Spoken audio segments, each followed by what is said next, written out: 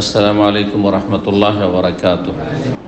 আমাদের ধারাবাহিক আলোচনা সহিহ বুখারীর হজের পর্ব নম্বর 15, ইমাম বুখারীর হজের পর্বের অধ্যায় নম্বর 65, হাদিস নম্বর 1620। এই অধ্যায়ে ইমাম বুখারী রাহিমাহুল্লাহ বলছেন, বাবুল কালাম ফি তাওয়াফ। এই অধ্যায় হচ্ছে তাওয়াফ অবস্থায় কথাবার্তা বলা। তাওয়াফ করা অবস্থায় কথা বলা জায়েজ কিনা, আর জায়েজ হলে কি ধরনের কথা বলবেন, সীমিত আকারে বলবেন না খুব বেশি বলাও চলবে, এই বিষয়গুলি হাদিস একটি নিয়ে এসেছেন। ওই হাদিসটি আমরা আগে তরজমা এবং ব্যাখ্যা জেনে নিই, আর তারপরে আসল মাসলা বলবো। 1620 নম্বর হাদিস বর্ণনা করেছেন প্রখ্যাত তাবেঈ ইমাম তাউস বিন কাইসান রাদিয়াল্লাহু তাআলা রাহিমাহুল্লাহ, বিশিষ্ট ছাত্র প্রখ্যাত সাহাবী আব্দুল্লাহ বিন আব্বাস রাদিয়াল্লাহু তাআলা আনহুমার, ইবনে আব্বাসের খাস ছাত্র। বলছেন ইবনে আব্বাস রাদিয়াল্লাহু তাআলা আনহু থেকে হাদিসটি বর্ণনা করে, আন্নান নবী সাল্লাল্লাহু আলাইহি ওয়াসাল্লাম মাররা, নবী সাল্লাল্লাহু আলাইহি ওয়াসাল্লাম একবার অতিক্রম করছিলেন, মানে চলছিলেন। ওয়া হুয়া ইয়াতুফু বিল কাবা, কাবায় তওয়াফ করা অবস্থায়, কাবায় তওয়াফ করা অবস্থায় অতিক্রম করলেন কোনখান দিয়ে? বেইনসানিন, জনক একজন মানুষের পাশ দিয়ে। লোকজন আরো এতে তওয়াফ করছে, নবী সাল্লাল্লাহু আলাইহি ওয়াসাল্লাম তওয়াফ করা অবস্থায় একজন লোকের পাশ দিয়ে অতিক্রম করলেন। লোকটির অবস্থা কি ছিল? রাবাতা ইয়াদাহু ইলা ইনসানিন বিসাইরিন, সে তার নিজের হাত অন্য আরেকজন মানুষের হাতের সাথে বেঁধে রেখেছে চামড়ার ফিতা দিয়ে। সাইর বলা হয় চামড়ার ফিতাকে, চামড়ার ফিতা দিয়ে। আবেখাইতিন, অথবা বর্ণনাকারী সন্দেহ, অথবা তাকা সুতা দিয়ে। খাইত মানে তাগা হয়, সুতা হয়, আর তাকা সুতার রশিও হয়।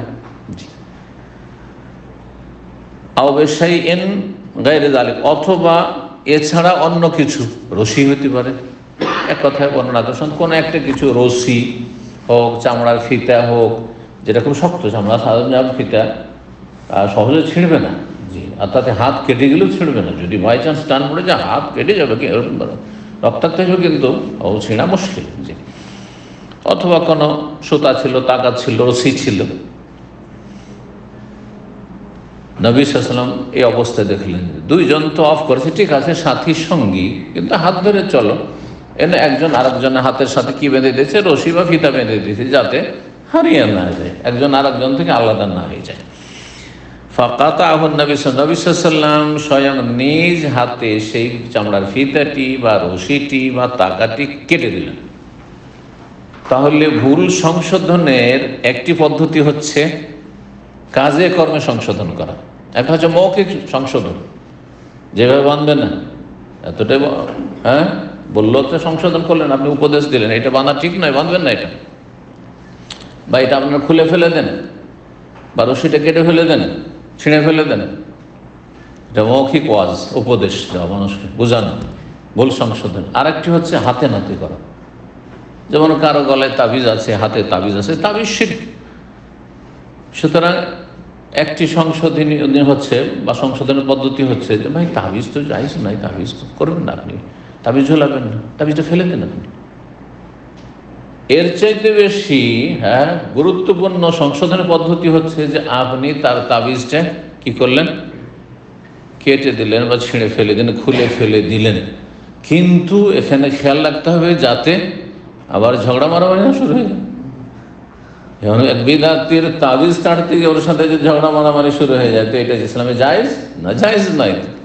কিন্তু আপনার কথা শুনবে, আপনি সম্মানিত ব্যক্তি, অথবা আপনার বন্ধু মানুষ, এক কথায় যে কোনো স্তরের লোক হোক, এক কথায় আপনার কথা বা আপনি যে কেটে ফেলে দেবেন, এটাতে সে এমন কোনো প্রতিক্রিয়া খারাপ দেখাবে না, ঝগড়া দ্বন্দ্বের কোনো আশঙ্কা নেই। তাহলে হাতে নাতে সেটাকে কেটে ফেলা, অন্যায়ের প্রতিবাদ করা, এটা বেশি উত্তম। অন্যায়ের প্রতিবাদে 3টা স্তর আছে না?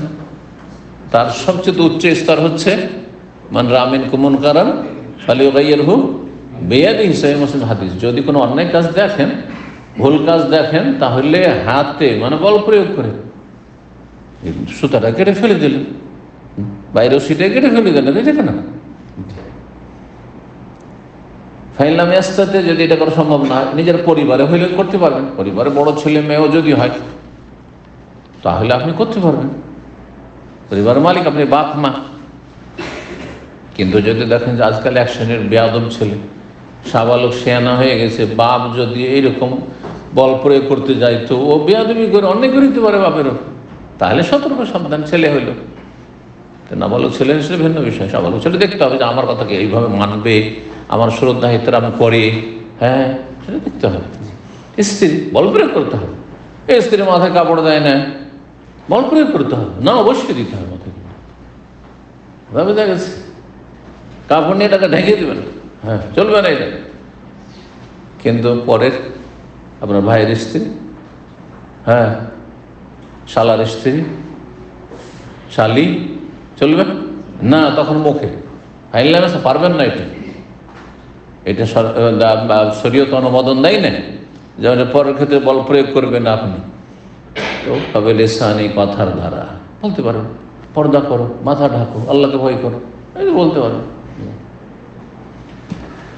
এটাও যদি সম্ভব না হয়, জানেন চেয়ারম্যানের স্ত্রী, হ্যাঁ এমপির স্ত্রী, হ্যাঁ পুঁজিপতি, যদি কোনো কথা বলেন তো বেঁচে থাকাই মুশকিল, এলাকায় বাস করাই মুশকিল, তাহলে ভাবে খালি অন্তর থেকে ঘৃণা করেন, আল্লাহ পাপ হচ্ছে, রাস্তায় ধূমপান করছে, অনেক হারাম কাজ করছে, বেহায় বেপরদা চলাফেরা করছে, আমাদের বলার অধিকার নেই, বলতে পারছি না, সুতরাং অন্তর থেকে ঘৃণা করতে হবে।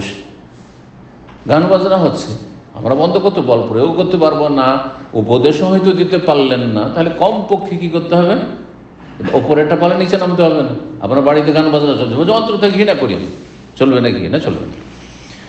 যেখানে পারবেন না, করতে গেলে ক্ষতি, অথবা শরীয়তে এটা অনুমোদন দেয় না, সরকার অনুমোদন দেয় না, সরকার পারমিশন দেয় না যে আপনি, হ্যাঁ কেউ সিগারেট খাচ্ছে আর তাকে বলবেন সিগারেট খেও না হয়তো, হ্যাঁ অথবা কেউ মাথায় কাপড় দেয় না, বলছে মাথায় কাপড় দাও, সরকার তো অনুমোদন দেয়নি। বলছে স্বাধীনতা, স্বাধীনতা। আজকাল স্বাধীনতার নামে সমস্ত অন্যায় কাজ হচ্ছে। তাহলে অন্তত ঘৃণা করতে হবে, পাপ এবং পাপী দুটোকে ঘৃণা করতে হবে। কারণ আমাদের সে মূর্খ সমাজে একটি কথা আছে, নাজায়েজ কথা, পাপকে ঘৃণা করো, পাপীকে ঘৃণা করিও না। তাহলে চুরি করা কাজটাকে ঘৃণা করে, আপনার বাড়িতে চুরি করেছে, ওকে ঘৃণা করবেন না, চোরকে না, তো ধরা পড়লে মারেন কেন? ঘৃণা যেখানে করবেন না তো মারেন কেন? মেরেই ফেলে দিচ্ছেন গণপিটুনি দিয়ে, যেটা হারাম কাজ করছেন। এক হারাম কাজ সে করতে, তার চাইতে বড় হারাম কাজ করলেন, চুরি করার চাইতে বড় পাপ হচ্ছে গণপিটুনি দিয়ে কাউকে মেরে ফেলে দেওয়া, খুন করা। সে মুসলিম, ফাঁসে লম্পট, মারা যায় না, তার শাস্তি সরকার দেবে। এমনকি চোরের হাত কাটা, সেটাও আপনার জন্য, আমার জন্য, কারোর জন্য জায়েজ নেই, সরকারের জন্য জায়েজ। এটা সরকারের ওয়াজিব, সরকার করবে না করবে জবাব দিবে রবের কাছে। তো কথাগুলি লম্বা হয়ে গেল। নবী সাল্লাল্লাহু আলাইহি ওয়াসাল্লাম কি করলেন? নিজের হাতে কেটে দিলেন। একথা বললেন যে এটা তুমি কেটে ফেলে দাও বা খুলে দাও, এটা বেশি ভালো। এবং যদি পারেন এটা করতে, তাহলে এটাই আপনাকে করতে হবে, বল প্রয়োগ করা সম্ভব হলে। সে কথা বোঝাচ্ছিলাম। নিজ হাতে বেয়াদি, নিজ মোবারক হাতে নবী সাল্লাল্লাহু আলাইহি ওয়াসাল্লাম তার ফিতাটিকে বা সুতাটিকে, রশিটিকে কেটে দিলেন। সোম্মা কাল, তারপরে বললেন, মানে মৌখিকভাবে বললেন, কুদ বেয়াদিহি, তার হাত ধরে তাকে টান। তার লোকটি হয়তো অন্ধ ছিল, হ্যাঁ, অথবা দুর্বল কমজোর ছিল, চলতে পারে না, হ্যাঁ, এখানে অনেকে অলস আছে, সাথে হাঁটতে পারে না, ওর সাথে যদি রশি বেঁধে দেন বা হাত ধরে টানেন, হাত ছাড়ছেন না, আপনি স্পিডে, অনেকের স্পিড আছে, একেবারে অলস হাঁটতে পারবেন না, মেজাজই খারাপ হয়ে যাবে আপনার, কথা বলছেন। আবার এর বিপরীত আছে, অনেক পুরুষ আছে ওর স্পিডে হাঁটতে পারছে, আর ও নাম্বার ওয়ান অলস। তাহলে হাত ধরে একটু টান রাখেন, তাহলে ওই স্পিড বাড়বে ওর, কথা বুঝতে পেরেছেন? হাত ধরে থাক, কোথাও বেয়াদি, হাত ধরে টান ওকে, কিন্তু রশি বেঁধে রাখবে। এখানে একটি কথা বলি, আজকাল ইহুদি নাসারাদের অনুকরণে, কারণ ইহুদি নাসারারা ছেলে মেয়ের চাইতে বেশি আদর করে কুকুরকে, তাই না? দেখেছি যে কুকুর বেঁধে রাখে, কুকুর বেঁধে নিয়ে বেড়াচ্ছে না, বেড়াচ্ছে না? এই সেম কুকুরের মতো করে নিজের বাচ্চাকে বেঁধে নিয়ে বেড়াতে দেখেছেন? দেখেন না? আরে আরে এইখানেও দেখেছি, নিজের বাচ্চাকে রশিদে বেঁধে রেখেছে যাতে করে এদিক ওদিক ছুটে হারিয়ে না যায়। ঠিক সেম কুকুরের মতো, দেখে মনে হচ্ছে কুকুর বেঁধে রেখেছে। মোটেই জায়েজ না, আবার হাত ধরে থাকেন। নবী সাল্লাল্লাহু আলাইহি হাদিস, যদি আপনার এই বাচ্চাকে বেঁধে রাখা রশির সাথে এইটা জায়েজ হয়, তো নবী সাল্লাল্লাহু আলাইহি ওয়াসাল্লাম এটা জায়েজ হইত যে আমার সাথীর সঙ্গে যাতে হারিয়ে না যায় সেজন্য বেঁধে রেখেছি। আপনার স্ত্রীর হাতে একটা রশি বেঁধে দিয়েছেন আর আপনার হাতে বেঁধে দিয়েছেন আর টানছেন যাতে এদিক সেদিক কোথাও তফে সাফা মারার সাইডে ভিড় ভাড়ে হারিয়ে না যায়, চলবে? তখন চলবে না তো ইহুদি নাসারাদের কুকুর বাঁধার মতো করে নিজের বাচ্চা, আউযুবিল্লাহ, দেখি এত খারাপ লাগে। বাচ্চা, ছোট বাচ্চা, 3 বছর 4 বছর বাচ্চা, ওকে বেঁধে রেখেছে আর কুকুরের মতো একবার হামাগুড়ি দিচ্ছে, আউযুবিল্লাহ, সেম কুকুরের মতো লাগছে। মোটেই জায়েজ না এটা। নিজের হাত ধরে, বাচ্চার হাত ধরে থাকো, বাচ্চাকে কোলে নিয়ে থাকো, জি, হাঁটার মতো হলে হাত ধরে থাকো। কুদহু বিয়াদিহি, নবী সাল্লাল্লাহু আলাইহি হাদিস। এই হাদিস থেকে একটা মাসলা ইস্তেমবাত হয়। এই হাদিস থেকে অধ্যায়ের সাথে কি সম্পর্ক? তওয়াফ অবস্থায় কথা বলা জায়েজ না নাজায়েজ? বুঝতে পারছেন? হাদিসে কি এসছে? নবী সাল্লাল্লাহু আলাইহি ওয়াসাল্লাম দেখলেন যে লোকটা আর এক লোকের সাথে কি বাঁধা আছে, রশি বাঁধা আছে হাতে, এক হাত আর একজনের হাতের সাথে। তখন নবী সাল্লাল্লাহু আলাইহি ওয়াসাল্লাম সেটা নিজের হাতে কেটেও দিলেন রশিটা, আর তার সাথে বললেন যে হাত ধরে টানো। তো তওয়াফ করা অবস্থায় কথা বললেন না, বললেন না? নবী সাল্লাল্লাহু আলাইহি ওয়াসাল্লাম যখন কথা বললেন তাহলে তওয়াফ অবস্থায় কথা বলা জায়েজ, কিন্তু ভালো কথা বললেন না দুনিয়াদারির কথা বললেন? ভালো কথা বলেছেন। এই জন্য ভালো কথা বলবেন।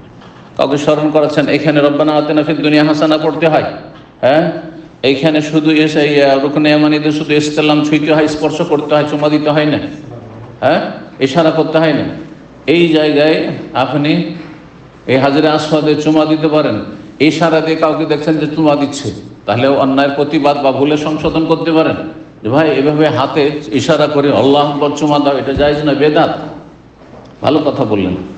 কিন্তু দুনিয়াদারি কথা যদি গল্প করে, দুই বন্ধু আর কাজ করানোর গল্প, ডিউটির গল্প, কে কত টাকা ইনকাম করে আর কে কত টাকা দেশে পাঠায়, এসব যদি গল্প করে, কে কত জায়গায় জমি জায়গা নিতে পারলো, এসব গল্প করে, চলবে না? চলবে না, চলবে না।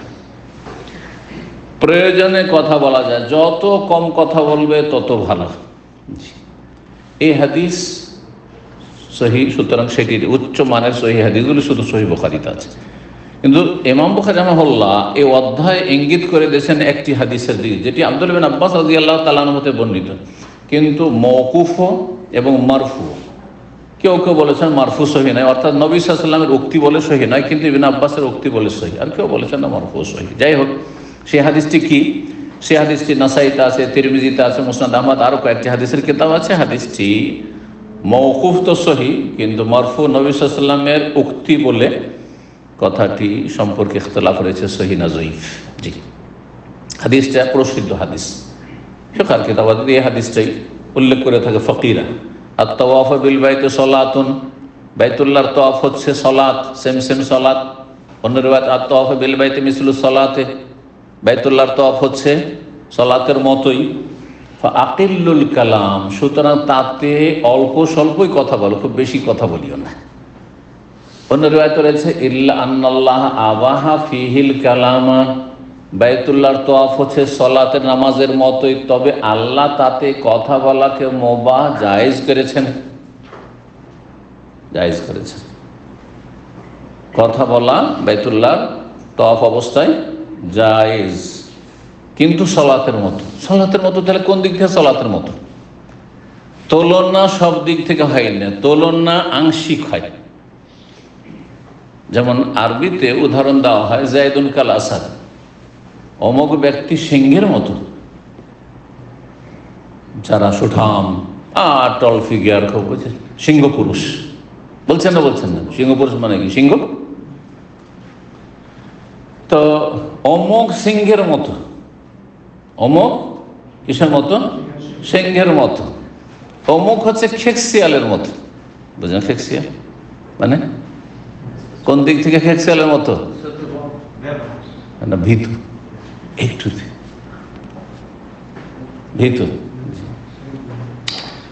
আর সিংহ মানে সাহসী। তাহলে কোনখানে সিংহের মতো কি আছে? নখ আছে, আর মানুষকে হিংস্র পশুর মতো ফেড়ে খায়, হ্যাঁ, আর শরীরের লোম আছে, হ্যাঁ, না, কোনো কিছুতে মিল নেই। শুধু একটা বিষয় মিল আছে সিংহের সাথে, সেটা হচ্ছে বীরত্ব, সাহস, বাহাদুরি। ঠিক ওই রকম বাইতুল্লাহর তওয়াফ হচ্ছে কিসের মতো? সলাতের মতো। সলাতের মতো কোন দিক থেকে? একটা দিক হচ্ছে নেকির দিক থেকে, নেকির দিক থেকে অন্য জায়গায় নফল নামাজ, আর বাইতুল্লাহ তওয়াফ নেকির দিক থেকে, সওয়াবের দিক থেকে, এটা একটা দিক। আর একটা দিক হচ্ছে সলাতের জন্য শর্ত হচ্ছে পবিত্রতা, উজু। উজু ছাড়া নামাজ হবে না। বাইতুল্লাহর তওয়াফও ঠিক, হ্যাঁ, উজু ছাড়া শুদ্ধ হবে না। এটা অধিকাংশ ওলামাদের মত। কিন্তু কেউ কেউ বলেছেন যে এর বেশি যেহেতু স্পষ্ট দলিল নেই, নামাজের ক্ষেত্রে স্পষ্ট দলিল আছে, লা ইয়াকবালুল্লাহু সালাতা আহাদিকুম, হ্যাঁ, ইযা আহাদাসা হাত্তা ইয়াতাওয়াদ্দা, সহিহ মুসলিম হাদিস। আল্লাহ কারো নামাজ কবুল করবেন না যদি উজু ভঙ্গ হয়ে যায়, হাত্তা ইয়াতাওয়াদ্দা, যতক্ষণ উজু না করবে। তিরমিজির প্রথম হাদিস, লা তুকবালু সালাতু বিগাইরি তাহুর, বিনা পবিত্রতার নামাজই কবুল হয় না। তাহলে উজু পবিত্রতা, আর গোসল ফরজ থাকলে নামাজ হবে না, আর উজু না থাকলেও নামাজ হবে না। কিন্তু এমন স্পষ্ট হাদিস তওয়াফ সম্পর্কে নেই। তওয়াফ সম্পর্কে শুধু এই হাদিস, আর তওয়াফ বিল বাইতি সালাত, বাইতুল্লাহ তওয়াফ হচ্ছে সেম সেম সালাত। সুতরাং সালাতের জন্য উজু শর্ত, এর জন্য উজু শর্ত। এটা হচ্ছে অধিকাংশ ওলামাদের মত। বুঝতে পেরেছেন? স্পষ্ট দলিল নেই। সুতরাং সামনে যে মাসলা আসবে, এখানে যখন কথাটি চলে আসলো, আসল হচ্ছে যে আপনি বিনা উজুতে বাইতুল্লাহ তওয়াফ করবেন না। আসল হচ্ছে বিনা উজু বাইতুল্লাহ তওয়াফ করবেন না। কিন্তু প্রচণ্ড ভিড়ের সময়, হজের মৌসুমে, হ্যাঁ, রমজানের শেষ দশকে, আর সেই সময় বেরিয়ে যাওয়া মুশকিল, আর বেরিয়ে গেলে আবার ঢোকাও মুশকিল, এমন যদি পরিস্থিতি থাকে, তো অনেক ওলামারা বলেছেন এই ক্ষেত্রে তখন ছাড় আছে, বেশ কিছু ওলামাদের। কিন্তু এমনিতে নাই।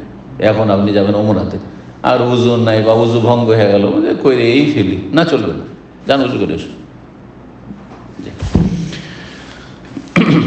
66 নম্বর বা 66 নম্বর অধ্যায়, বাবুন, এই অধ্যায় হচ্ছে যারা আসাইরান, যদি কোনো ব্যক্তি কোনো চামড়ার ফিতা দেখে, আউসাইয়ান, অথবা এমন কিছু দেখে, ইউকরাহু ফি তওয়াফ অবস্থায়, যা অপছন্দনীয়, শরীয়তের দৃষ্টিতে অপছন্দনীয় তওয়াফ অবস্থায়, কাতাহু, তাহলে সেটা কেটে দিতে পারেন বল প্রয়োগ করার অধিকার থাকলে, বা আপনি রাজি করে নিলেন, ভাই এটা কেটে ফেলে দিই, আমি কেটে দিই আপনাকে, হ্যাঁ কেটে দেন, তাহলে ঠিক আছে।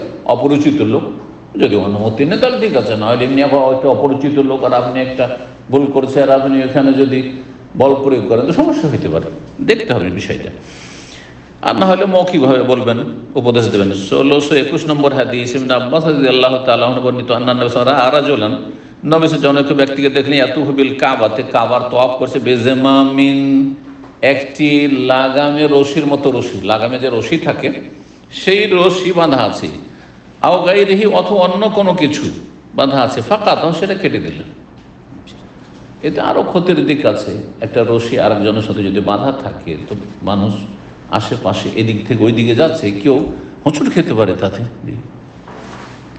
67 নম্বর অধ্যায়, বাবুনি অধ্যায় হচ্ছে লা ইয়াতুফু বিল বাইতি উরিয়ান ওয়া লা ইয়াহুজ্জু মুশরিকুন, বাইতুল্লাহর তওয়াফ উলঙ্গ হয়ে কেউ করবে না। জাহেলি যুগে উলঙ্গ হয়ে বাইতুল্লাহর তওয়াফ করত, আউযু বিল্লাহ। এই ধর্মগুলি বাতিল ধর্মে, সব ধর্মে আছে, যত বাতিল ধর্ম সবগুলিতে উলঙ্গ হয়ে উপাসনা করা, ইবাদত করা আছে। দেখেন ন্যাংটা পীর আছে ভারত, বাংলাদেশ, পাকিস্তান ন্যাংটা পীর আছে, বাংলাদেশ হচ্ছে ন্যাংটা পীর, পাকিস্তান ন্যাংটা পীর আছে। বড় বড় নেতারা, হ্যাঁ, রাষ্ট্রনায়করা ওই ন্যাংটা পীরের দর্শন করতে যাচ্ছে। এই হলো তাদের ইসলামের অবস্থা। যে ইসলাম আল্লাহ, এই শিরকি কুফরের ইসলাম কবুলই করবেন আল্লাহ রাব্বুল আলামিন, চিরকাল জাহান্নামে থাকতে হবে এদের। হে ইসলাম আল্লাহ নাযিল করেননি যে ন্যাংটা হয়ে আল্লাহ নৈকট্য লাভ, ন্যাংটা হওয়া নেকি, কখনো ন্যাংটা হওয়া নেকি নয়। আল্লাহ কোরআনে এটিকে ফাহেসা বলেছে, অশ্লীলতা, নোংরামি, যেমন জেনা করা, সমকামিতা, লুচ্চামি, হ্যাঁ, ওই রকমই হচ্ছে ন্যাংটা উলঙ্গ চলাফেরা করা, মহিলাদের বেহাবে পর্দা চলাফেরা করা, হ্যাঁ, অন্য পুরুষদেরকে আকৃষ্ট করা, নিজে আকৃষ্ট হওয়া, এগুলো সব অশ্লীলতা, নোংরামি এগুলো। জি,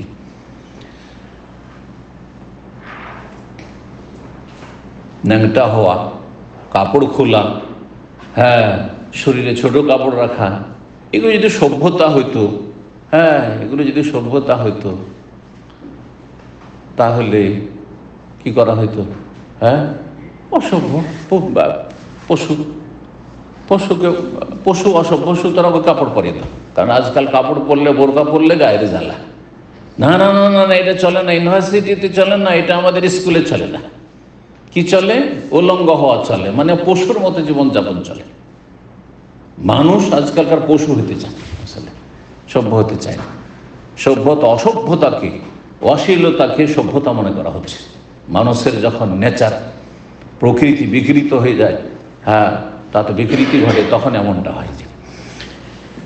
তো বাইতুল্লাহ তওয়াফ করবেন, এইরকমই ন্যাংটা সাধু আছে। ন্যাংটা পীর তো আলহামদুলিল্লাহ দেখিনি, কারণ ইসলামের দোহাই দিয়ে তারা এইরকমের নোংরামি করছে। কিন্তু ন্যাংটা সাধু আমি দেখেছি ভারতের রাজধানী দিল্লিতে। পুরাতন দিল্লি একটা স্টেশন আছে, পুরাতন দিল্লি স্টেশন থেকে তখন ইউনিভার্সিটির ছাত্র, আমরা মদিনা ইউনিভার্সিটিতে ছিলাম, আর ওখানে আমাদের বন্ধু বান্ধবরা দিল্লি ইউনিভার্সিটি জেনারেল লাইনে পড়াশোনা করতো, মাদ্রাসা পড়ে। তো কথায় কথায় তারা গল্প করলো যে ন্যাংটা সাধু এখানে এক জায়গায় বসে থাকে একটা পার্কে। কোথায়? বলছে দিল্লি স্টেশন থেকে নেমে ওই বাম দিকে একটু নজর দিলেই হবে। তো আমি চিন্তা করলাম যে দিল্লি স্টেশনটা জামে মসজিদ যেটা এলাকা, আর ওখানে আহলে হাদিস কেন্দ্রীয় অফিস রয়েছে।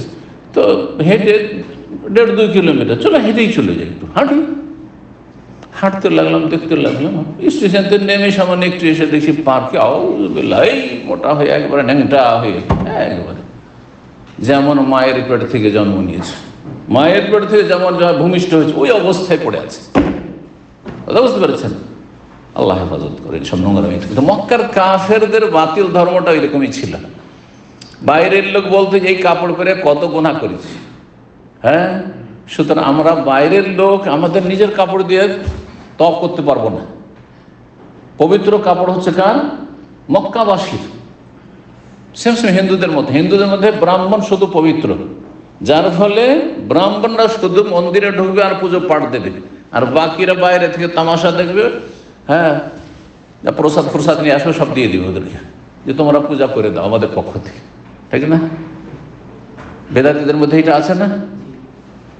সব কিছু তো হুজুর লাগবে, মানুষ মরলে হুজুর লাগবে, বিয়ে পড়াইলেও হুজুর লাগবে, নিজে বিয়ে পড়াইতে পারবে না কেউ। আচ্ছা, কোন মানুষ মরলেও কোরআন খানি করাইতে হবে, হাফেজ মোল্লাকে ডাকতে হবে, বক্সাইতে হবে, জান্নাতে পৌঁছাইতে হবে। আর কিসের জন্য? এমন কি কুরবানি জবাই করার জন্য মোল্লা ছাড়া হবে না। গোটা গ্রামের লোক লাইন লাগে বসে আছে, হুজুর আসবে আমাদের কুরবানি জবাই, হুজুর আসবে আমার ওই আকিকা জবাই করবে। কোথায় আছে এগুলো ইসলামে? কোথায় আছে? প্রত্যেকে মুসলিম, আর মুসলিম হইতে হবে, আর প্রত্যেকে এই কাজগুলি করতে হবে। কোরআন শিখতে হবে, হ্যাঁ, নামাজে ইমামতি করার যোগ্যতা লাভ করতে হবে, আর নিজে জবাই করতে হবে। কেন পরকে দিয়ে জবাই করবেন আপনি? তো এরা ও লোক এসে মক্কায় তখন কাপড় ধার করত মক্কার ব্রাহ্মণদের কাছে। তারা নিজেরা সিনিয়র, তাদেরকে সিনিয়র মনে করতো, তারাও নিজেদেরকে সিনিয়র মনে করতো। কাপড় ধার চাইতো, যে কাপড়টা দাও তওয়াফ করবো। যদি কাপড় পেলো শুধু কাপড় তো সবার জুটতো না ধারে, তখন কি করতো?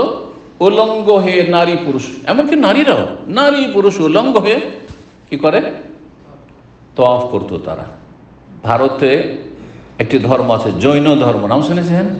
হ্যাঁ, জৈন বলে হিন্দি উর্দুতে, কিন্তু এটা জৈন বাংলাতে জৈন। এই জৈনরা তাদের ধর্মে হচ্ছে কি? ন্যাংটা হওয়া। তাদের যে ধর্মগুরু সবসময় ন্যাংটা থাকবে, আর রাস্তা দিয়ে হাইওয়ে, ন্যাশনাল হাইওয়ে হেঁটে যাচ্ছে, সোশ্যাল মিডিয়া আছে, ইউটিউবে আছে, রাস্তা দিয়ে হেঁটে যাচ্ছে, আর হাজার হাজার নারী পুরুষ গিয়ে তার লিঙ্গ থেকে তাবাররুক নিচ্ছে। আউযুবিল্লাহ! এখনো এমন অধম মানুষ পৃথিবীতে আছে? সায়েন্স টেকনোলজি শিক্ষায় এত দূর এগিয়ে চলে গেছে, আর এই অবস্থা। বলুন আলহামদুলিল্লাহ আলা নিয়ামাতিল ইসলাম। আল্লাহ ইসলাম দিয়েছেন, তাওহীদ দিয়েছেন, সুন্নাহ দিয়েছেন, যে ন্যাংটা পীর থেকেও আল্লাহ রক্ষা করেছেন, ন্যাংটা সাধু থেকেও রক্ষা করেছেন, আর এসব ন্যাংটাদের ধর্ম থেকে আল্লাহ বাতিল থেকে আল্লাহ রক্ষা করেছেন। জি আলহামদুলিল্লাহ।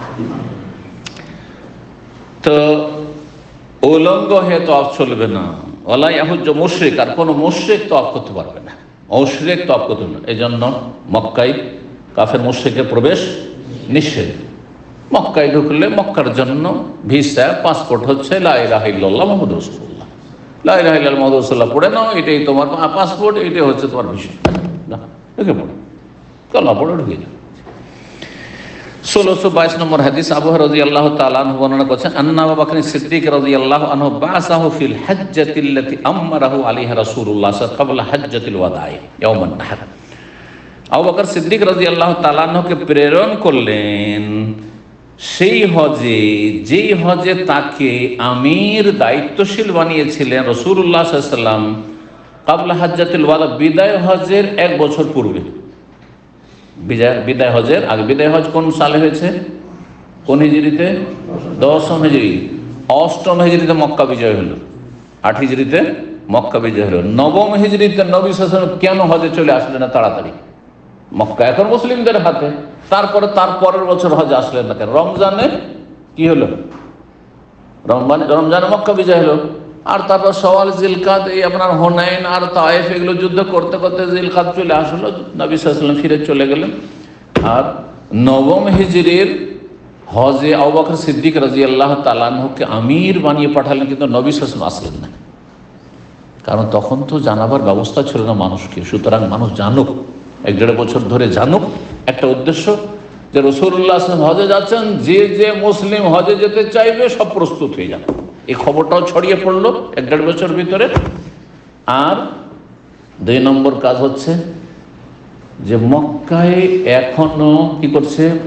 মুশরিকরা বসবাস করছে, মুশরিকরা প্রবেশ করছে, যাওয়া আসা করছে। এই হজে মিক্স হজ হবে, মুশরিক কাফেরও হজ করছে আর মুসলিমও হজ করছে। না না, নবী সাল্লাল্লাহু আলাইহি ওয়াসাল্লাম এইরকম হজ করা পছন্দ করলেন না, একেবারে ক্লিয়ার হইতে হবে, মুসলিম মুসলিম শুধু থাকবে, কোনো কাফের মুশরিক আর হজ করবে না, কারণ কাফের মুশরিকও হজ করতো তাদের তরিকাটি। তারপরে উলঙ্গ হয়ে তওয়াফ করতো। এখন ওই বছরে হজে গেলে কিছু লোক উলঙ্গ হয়েও চলে আসবে তওয়াফ করতে, কারণ কাফের মুশরিক যখন আসবে তাদের ধর্মের তরিকে আসবে।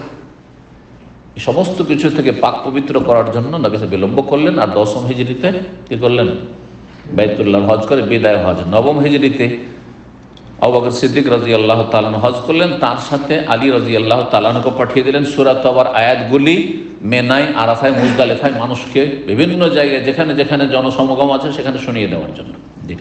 নিজের বংশের লোক দিয়ে শোনাইতে হবে, এটা আরবদের সেটা মানে চিরাচরিত নিয়ম ছিল, সেই জন্য পাঠিয়েছিলেন। কিন্তু মূল দায়িত্বশীল আমির ছিলেন হজের আবু বকর সিদ্দিক রাদিয়াল্লাহু তাআলা। কথা বলছেন এখানে পাঠিয়ে দিল। ইয়াউমান নাহর, কোরবানির দিন ছিল। ফির রাহাতিন, এক দলের সাথে, তার সাথে এক দল আছে। ইউআযযিনু ফিন নাস, জনগণের সামনে ঘোষণা করছিলেন। আজান দেওয়া মানে ঘোষণা করা, আযান ইউআযযিন, ইউআযযিন মানে আজান দেওয়া হয়, আজান দেওয়া। আর এখানে ঘোষণা করছিলেন, কারণ তার আজান ছিল না। ঘোষণা করছিলেন কি? আল্লাহ ইয়াহুজ্জা বাদাল আমে মুশরিক, এই বছর পরে কোনো মুশরিক যেন হজ না করে, এই বছর পর কোনো মুশরিক যেন হজে না আসে, একমাত্র মুসলিম আসবে। ওয়ালা ইয়াতু বিল বাইত অরিয়ান, আর বাইতুল্লাহর তওয়াফ যেন কোনো বিবস্ত্র ব্যক্তি না করে। 68 নম্বর অধ্যায় বাবুন, এই অধ্যায় হচ্ছে এযা ওয়াকাফা ফি তওয়াফ, তওয়াফ অবস্থায় কেউ যদি বিরতি দিয়ে দেয়, ওয়াকাফা মানে থেমে যাওয়া, ওয়াকাফা মানে থেমে যাওয়া। এই জন্য আপনার কোনো স্ট্যান্ডকে অথবা পার্কিংকে মাওয়াকিফ বলছে। পার্কিং, এখানে এই যে কোম্পানি যে পার্কিং, পে পার্কিংয়ের মাওয়াকিফের নাম দেখেছেন না? মাওয়াকিফ, তো মাওকিফ মানে হচ্ছে পার্কিং, থামা। কিফ মানে থামো, কিফ মানে ওয়াকাফা, ইয়াকাফা থেকে থামো। তওয়াফ অবস্থায় কেউ থেমে যায়, তওয়াফ করতে করতে 3 চক্কর হয়েছে আর ইকামত হয়ে গেলে থেমে গেল। তওয়াফ করতে করতে 1-2 চক্কর, 3 চক্কর কি 4 চক্কর হয়েছে, আর তারপরে তখন আবার উযু নষ্ট হয়ে গেল, অথবা ক্লান্ত হয়ে পড়লেন, বসে গেলেন, মাথাটা চক্কর দিয়ে উঠলো, থেমে গেলেন। তাহলে তারপরে কি হবে? আবার নতুন করে শুরু করতে হবে না? যেখানে থেমেছিলেন, যেই জায়গায় থেমেছেন ওই জায়গা থেকে শুরু করতে হবে। যেখানে থেমেছে, জয় চক্করে থেমেছিলেন, হ্যাঁ, সেই চক্কর থেকে শুরু করবে, তত চক্কর থেকে। আর যেই জায়গায় থেমেছিলেন ওইখানে, ধরেন আপনি নামাজ পড়ার জন্য বেরিয়ে গেলেন, এখান পর্যন্ত পৌঁছেছেন, তারপরে নামাজ পড়ার জন্য গেলেন, এদিকে জায়গায় ফেলেন না, ওইদিকে চলে গেলেন। এটা করলে হবে না যে ওখানে গেছি আর এইখানে এসে লাগাবো। যেখানে ছেড়েছেন আপনি তক, ওখানে এসে আবার লাগাতে হবে না। এখান থেকে শুরু করবেন। আগেরটা আপনার কি হবে, গণনা করা হবে, আগেরটা গণনা করা হবে, আগেরটা ক্যান্সেল হবে না। ওয়াকাল আতা, প্রখ্যাত তাবে ইমাম আতা বলছেন, ফিমাই ইয়াতুফু, ওই ব্যক্তি সম্পর্কে মাসলা বলছেন যে তওয়াফ করছিল বা তওয়াফ করে, ফাতুকামুস সালাত, সালাতের একামত হয়ে গেল, নামাজ একামত হয়ে গেল, আও ইউদফা আন মাকান, অথবা এমন ভিড়ে ধাক্কা খেলো যে নিজের জায়গা থেকে এবারে বেরিয়ে যেতে হলো, কোন দিকে, এমন ভিড় ধাক্কা খেয়ে বেরিয়ে যেতে হলো। এজা সাল্লামা, যখন নামাজ থেকে সালাম ফিরবে, ইয়ারজিউ ইলা হাইসু কুতিয়া আলাইহি, সেখানে ফিরে আসবে যেখানে তার তওয়াফ কি হয়েছিল, বন্ধ করে দেওয়া হয়েছিল। ফায়াবনি, এবং আগের তওয়াফের চক্করগুলির ওপর ভিত্তি রাখবে। 3 চক্কর হয়েছিল, তাহলে বাকি 4টা করবে। 6টা হয়ে গেছিল, 1টা বাকি ছিল, অর্ধেকটা বাকি ছিল, ঠিক আছে অর্ধেকটাই করে না। আর এইরকমই বর্ণনা করা হয়েছে ইবনে ওমর, আব্দুল্লাহ বিন ওমর সাহাবী থেকে, তাবেঈর উক্তি হলো আর সাহাবীরও উক্তি হলো। ও আব্দুর রহমান বিন আবু বকর, আবু বকর সিদ্দিক রাদিয়াল্লাহু আনহু বড় ছেলে, তারও মত এটি যে কোনো জায়গায় তওয়াফ করতে গিয়ে যদি থেমে যায় তাহলে সেখান থেকে আবার শুরু করতে পারবে। জি, 69 নম্বর অধ্যায়, বাবুন, এই অধ্যায় হচ্ছে সাল্লাল্লাহু আলাইহি ওয়াসাল্লাম সুবুহিহিম রাকাতাইন, নবী সাল্লাল্লাহু আলাইহি ওয়াসাল্লাম সালাত আদায় করেছেন 7 চক্কর লাগানোর পরে 2 রাকাত। এই 2 রাকাত সালাত হচ্ছে তওয়াফের সুন্নাত, সুন্নাতুত তওয়াফ বা তাহিয়াতুত তওয়াফ, তওয়াফের তওয়াফ সালাম, মসজিদ সালামি তাহিয়াতুল মসজিদ, আর এটি হচ্ছে কিসের, তওয়াফের সালামি। আপনি তওয়াফ করলেন, আর তওয়াফ মানে এটি কিন্তু অনেকে বুঝে না, অনেকে মনে করে যে আমি 3টা চক্কর দিলাম এটি আমার নেকি হয়ে গেল, 1 চক্কর দিলাম 1 নেকি হল, না না না, এরকম কোনো তওয়াফ নেই যে আপনি 2-3 চক্কর দিলেন আর তারপর থেমে গেলেন, 4 চক্কর 5 চক্কর দিলেন মনে করি এইটাই আমার সওয়াব হলো, না। 7 চক্কর মানে 1 তওয়াফ, 7টা চক্কর মানে 1 তওয়াফ, আর 1 তওয়াফের পরে 2 রাকাত সালাত আদায় করা হচ্ছে সুন্নাত, ওয়াজিব ফরজ নাই। অর্থাৎ কেউ যদি নামাজ নাও পড়ে তবু তার তওয়াফের নেকি হয়ে যাবে, কিন্তু কম হবে, একটু সুন্নাত ছুটলো। ওয়াকালা নাফে, প্রখ্যাত তাবেঈ নাফে ইবনে ওমরের স্বাধীনকৃত গোলাম এবং তার ছাত্র, তিনি বলছেন, কানা ইবনে ওমর রাদিয়াল্লাহু আনহু, আব্দুল্লাহ বিন ওমর রাদিয়াল্লাহু তাআলা আনহু কি ইউসাল্লি লিকুল্লি সুবুইন রাকাতাইন, উসবু মানে সপ্তাহ, আর সুবু মানে 7 চক্কর, সুবু মানে 7 চক্কর। বলছেন যে তিনি সালাত আদায় করতেন প্রত্যেক 7 চক্করে 2 রাকাত, 7 চক্কর দিলেন 2 রাকাত পড়লেন, তারপর আবার তওয়াফ করতে চাইছেন না, ফ্রি আছেন আপনি, আর ভিড় ভাড়ও নাই, আবার করব আমি, আবার 7 চক্কর, আবার 2 রাকাত, আবার 7 চক্কর, আবার 2 রাকাত করতে থাকেন, কোনো অসুবিধা নেই। কিন্তু এইরকম পরিস্থিতি এখন নাই যে এত কষ্ট দিয়ে মানুষকে, যারা একবার জীবনে তওয়াফ করার জন্য আছে তাদেরকে সুযোগ দেবেন না, আর আপনি নফল তওয়াফ এরকম করতেই থাকবেন, এটা কোনো ভালো কাজ নয়। কিন্তু ওয়াকালা ইসমাইল ইবনে উমাইয়া, ইসমাইল ইবনে উমাইয়া বলছেন, কুলতু লিজ-যুহরি, আমি ইমাম যুহরি তাবেঈকে বললাম, ইন্না আতা ইয়াকুল, আতা মক্কার তাবেঈ ছিলেন, বড় আলেম ফকিহ ছিলেন, তিনি বললেন যুহরিকে, এই ইসমাইল ইবনে উমাইয়া, যে আমি ইমাম যুহরিকে বললাম, ইমাম যুহরির বাড়ি মদিনায়, উনি মদিনার আলেম, আর আতা হচ্ছেন মক্কার আলেম ফকিহ। ইন্না আতা ইয়াকুল, ইমাম আতা বলছেন, তুজজিউল মাকতুবাতু মিন রাকাতাই তওয়াফ, তওয়াফের 2 রাকাতের জায়গায় ফরজ নামাজই যথেষ্ট। অর্থাৎ ইমাম আতার মত ছিল যে কোনো ব্যক্তি যদি ধরেন 7 চক্কর দিয়েছে, তারপরে ফরজ নামাজের টাইম হয়ে গেছে, ফরজ নামাজ যদি পড়ে তো ওইটাই যথেষ্ট, আর 2 রাকাত পড়া আর প্রয়োজন নেই, এটি মত ছিল তার। এই কথা যখন ইমাম যুহরিকে বলা হইল, ফাকালা, তখন তিনি বললেন, আস-সুন্নাত আফজাল, এটা তার ব্যক্তিগত মত, কিন্তু নবী সাল্লাল্লাহু আলাইহি ওয়াসাল্লাম সুন্নতটি বেশি উত্তম। সুন্নত হচ্ছে 7 চক্কর দিয়ে 2 রাকাত নামাজ পড়া, এটি বেশি ভালো। লাম ইয়াতুফিন নবী সাল্লাল্লাহু আলাইহি ওয়াসাল্লাম কাত্তু ইল্লা সাল্লা রাকাতাইন, নবী সাল্লাল্লাহু আলাইহি ওয়াসাল্লাম যে কোনো সময় 7 চক্কর তওয়াফ করেছেন, কি করেছেন, ইল্লা সাল্লা রাকাতাইন, 2 রাকাত নামাজ পড়েছেন। সুতরাং এইরকম ব্যক্তিগত কারো ফতোয়া কেন নেবেন যেটা নবী সাল্লাল্লাহু আলাইহি ওয়াসাল্লাম থেকে প্রমাণিত নয়? নবী সাল্লাল্লাহু আলাইহি ওয়াসাল্লাম কখন এমনটা করেন, 7 চক্কর দিলেন, তার নামাজের টাইম হয়ে গেছে, চলো ফরজটা পড়ে নি, ওইটা দিয়ে কাজ হয়ে গেল, না, এরকমটা করেননি, যার ফলে ওইটা না করে উচিত। জি, 1623 নম্বর হাদিস বলছেন, আমর বলছেন যে সাআলনা ইবনে ওমর, আব্দুল্লাহ ইবনে ওমর রাদিয়াল্লাহু তাআলা আনহু জিজ্ঞেস করলাম, কি আয়াকাউর রাজুলা আলা ইমরাতি ফিল উমরাতি, উমরায় কি স্ত্রী সহবাস করতে পারবে? কাবলা ইয়াতুফা বাইনা সাফাল মারা, সাফা মারওয়া সাই করার আগে এহরাম বেঁধেছে, আর তারপর বাইতুল্লাহ তওয়াফ করলো। তওয়াফ শেষে সাফা মারওয়া সাই না করে স্ত্রীর সহবাসকে কেউ করতে পারবে? মাসলা জিজ্ঞেস করছেন। যদি আপনাদের জিজ্ঞাসা করি কি বলবেন? পারবে না? পারবেন। এখন ইনকমপ্লিট, দুটো কাজ হয়েছে, দুটো বাকি। এহরাম বাঁধা হয়েছে, বাইতুল্লাহর তওয়াফ হয়েছে, কিন্তু সাফা মারওয়ার সাই বাকি, চুল কাটা বাকি। তো পারবে কি? কাল, তখন বলছেন কাদেমা রাসূলুল্লাহ সাল্লাল্লাহু আলাইহি ওয়াসাল্লাম আসলেন মক্কায়। ফাতাফা বিল বাইতি সাবআন, বাইতুল্লাহর 7 চক্কর তওয়াফ করলেন। সুম্মা সাল্লা খালফাল মাকামে রাকাতাইন, মাকামে ইব্রাহিমের পিছনে 2 রাকাত সালাত আদায় করলেন। ওয়া তাফা বাইনা সাফা ওয়াল মারওয়া, আর সাফা মারওয়ার সাই করলেন। ওয়াকালা, আর তারপরে বললেন লাকাদ কানা লাকুম ফি রাসূলিল্লাহি উসওয়াতুন হাসানা, নিঃসন্দেহে তোমাদের জন্য রাসূলুল্লাহ সাল্লাল্লাহু আলাইহি ওয়াসাল্লামের জীবনে রয়েছে উত্তম আদর্শ। রাসূলুল্লাহ সাল্লাল্লাহু আলাইহি ওয়াসাল্লাম তওয়াফের পরে 7 চক্কর দিয়েছেন, তওয়াফের পরে স্ত্রী সহবাস করেনি। সুতরাং কেন এই ফতোয়া দিবে বা কেন জায়েজ মনে করবে এটাকে? না, মোটেই চলবে না। আপনি পূর্ণ করেন। আর যখন সাফা মারওয়া সাই হইল, তখন পূর্ণ হালাল হওয়ার জন্য আপনার একটা ওয়াজিব কাজ বাকি, সেটা হচ্ছে চুল কাটা। সেটা মাথা মন্ডন হোক অথবা পুরো মাথা থেকে চুল ছোট করা হোক, তারপরে স্ত্রী সহবাস। 1664 নম্বর হাদিস। তারা সালতো যাবেন আব্দুল্লাহ, জাবের বিন আব্দুল্লাহ রাদিয়াল্লাহু আনহু জিজ্ঞেস করলাম, ফাকালা, এই মাসলা জিজ্ঞাসা করেন জাবের কে বলেছিলেন ওইটি যেটা চলবে? হ্যাঁ, জিজ্ঞাসা করেছিলেন, মানে জিজ্ঞাসা করেন, ফতোয়া দেননি কেউ, জিজ্ঞাসা করেছিলেন মাসলা। তখন বলছেন না।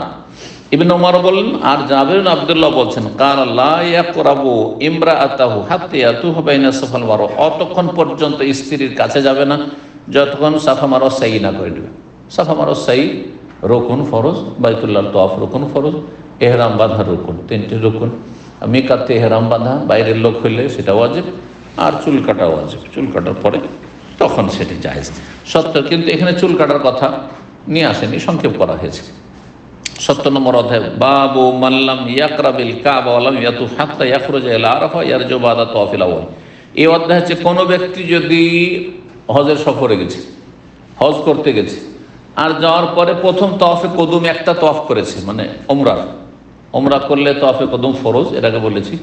আর যদি হজে ইফরাদ করে অথবা হজে কেরান করে, তাহলে তাওয়াফে কদুম হচ্ছে সুন্নাহ। এই একটা তাওয়াফ করলে, কারণ মক্কা গেছে তো প্রথম বাইতুল্লাহ জিয়ারত করে তাওয়াফ করবে। আর তারপরে মক্কা ধরেন 10 দিন বসে আছেন, তারপরে বাইতুল্লাহ তাওয়াফ করতে গেলেন না, চলে গেলেন 8 তারিখে কোথায়? মেনা, 9 তারিখে আরাফা। আরাফা থেকে ফিরে এসে 10 তারিখে তাওয়াফ করেন। তো এটা কেমন? বুঝে, হ্যাঁ, কোনো অসুবিধা নেই, কারণ ওর জন্য আর কোনো তাওয়াফ নেই, বাকি নফল কিছু। এর মাঝখানে কেউ যদি তাওয়াফ করে, নফল, নবী সাল্লাল্লাহু আলাইহি ওয়াসাল্লাম আর বারবার তাওয়াফ করতে জানেন। ওই যে একবার তাওয়াফ করে চলে আসলেন, তারপরে জুতুয়া নামক স্থানে অবস্থান করলেন, ওখান থেকেই চলে গেলেন এতে। হ্যাঁ, আর একবারও জানেন নবী সাল্লাল্লাহু আলাইহি ওয়াসাল্লাম তাওয়াফ করতে। এই জন্য বারবার ভিড় করতে যাও মসজিদে হারামে, আর বিশেষ করে তাওয়াফে। এটা কিন্তু যারা জ্ঞানী মানুষ শরীয়ত সম্পর্কে তাদের কাজ নয়। বলছেন কোনো ব্যক্তি যদি কাবার কাছেই না, ধারে কাছেই না যায়, ওয়ালাম ইয়াতুফ, আর কোনো তাওয়াফও করলো না, হাত্তা ইয়াখরুজা ইলা আরাফা, আরাফা যাওয়া পর্যন্ত, ওয়ারজু বাদা তাওয়াফিল আউয়াল, আর ফিরে আসে প্রথম তাওয়াফের পরে। এই প্রথম তাওয়াফের পরে মানে প্রথম গিয়ে তাওয়াফ করেছে একটা, আর তাওয়াফ করার পরে আর কোনো তাওয়াফ করেনি, সরাসরি আরাফা চলে, আরাফা থেকে ফিরে এসছে, তাহলে এটা কেমন? বলছে হ্যাঁ, এটা শরীয়ত সম্মত, কোনো ব্যাপার না। 1625 নম্বর হাদিস। বলছেন ইবনে আব্বাস রাদিয়াল্লাহু তাআলা আনহুমা কাদিমান নবী সাল্লাল্লাহু আলাইহি ওয়াসাল্লাম মক্কাতা, নবী সাল্লাল্লাহু আলাইহি ওয়াসাল্লাম মক্কায় আসলেন। ফাতাফা, বাইতুল্লাহ তাওয়াফ করলেন। ওয়া সাআ বাইনা সাফা ওয়াল মারওয়া, সাফা মারওয়া সাই করলেন। ওয়ালাম ইয়াকরাবিল কাবা, কাবার কাছেও আর গেলেন না। বাদা তাওয়াফি বিহা, ওই প্রথমে একটি তাওয়াফ করার পরে, হাত্তা রাজা মিন আরাফা, আরাফা থেকে ফিরা পর্যন্ত। আরাফা থেকে কখন ফিরলেন? 9 তারিখের সন্ধ্যাবেলা আরাফা থেকে ফিরলেন। রাত কোথায় কাটালেন? মুজদালিফায়। 10 তারিখে সকালবেলা মিনা আসলেন, পাথর মারলেন, আর তারপরে তখন যে কাজগুলি সারা সেরে বাইতুল্লাহ তাওয়াফ করতে রাসূলুল্লাহ সাল্লাল্লাহু আলাইহি ওয়াসাল্লাম চলে আসলেন। জোহর পড়েছিলেন মক্কায়, কোনো হাদিসে রয়েছে, আর কোনো হাদিস আছে নবী সাল্লাল্লাহু জোহরের আগে তাওয়াফ সাই সব ছেড়ে গিয়ে জোহর পড়েছেন গিয়ে মেনাতে, এই হাদিসও রয়েছে। সুতরাং 2 রকমের রিওয়ায়াত রয়েছে, আল্লাহ তাআলা আলাম। 71 নম্বর অধ্যায়, বাবু মান সাল্লা রাকাতাই খারিজ মিনাল মসজিদ, বাইতুল্লাহর তাওয়াফ করার পরে যে 2 রাকাত তাওয়াফের সুন্নাত, এটা পড়া উত্তম কোন জায়গায়? মাকামে ইব্রাহিমের পেছন দিকে, এটি উত্তম, অজেব নাই, জরুরি নাই, আর কাউকে কষ্ট দিতে যাবেন না। কিন্তু দেখছেন ভিড় হয়ে আছে, শুধু মহিলা আর মহিলা, তাহলে যেই দিকে যেখানে পান, এমনকি কেউ যদি মসজিদ হারামের বাইরে গিয়েও পড়ে তাও চলে, পড়লেই হলো, ওই কথাই বলছেন। এই অধ্যায় হচ্ছে কোন ব্যক্তি যদি তাওয়াফের 2 রাকাত সালাত আদায় করে খারিজ মসজিদের বাইরে, মসজিদের বাইরে গিয়ে কোথাও চত্বরে পড়লেন অথবা অন্য জায়গায় গিয়ে হোটেলে পড়লেন, জায়েজ। খারিজ মসজিদের মধ্যে সবই সামনে, হারামের এলাকা যে কোনো জায়গায় যে হোটেলে পড়ে নিলেন, যদি দেখেন যে পরিস্থিতি এইরকম, তাহলে ভিড় ভাড় আছে। 1626 নম্বর হাদিস, অথবা ধরেন ওযু নষ্ট হয়ে গেছে, বাইতুল্লাহ তওয়াফ করার পরে কি হয়েছে, ওযু নষ্ট হয়ে গেছে, বাকি আছে 2 রাকাত নামাজ পড়া। নামাজের জন্য তো ওযু শর্ত, হবেই না নামাজ বিনা ওযুতে, ঠিক না? কিন্তু সাফা মারওয়া সাই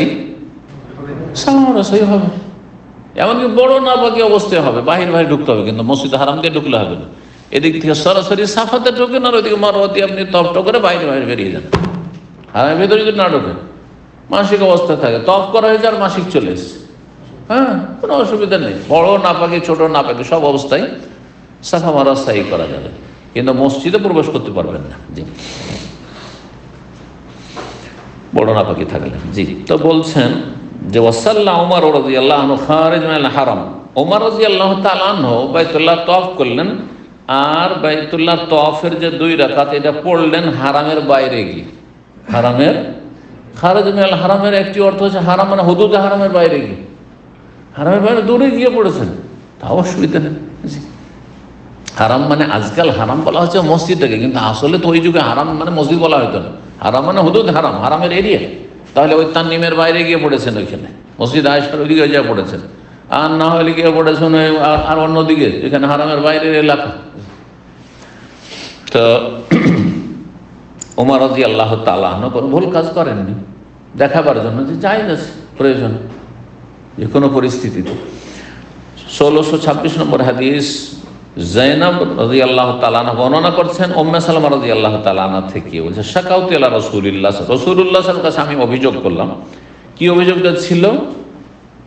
যে তিনি অসুস্থ ছিলেন, আসলে অসুস্থ থাকা, যে আমি অসুস্থ, শরীরটা ভালো না, কি করব।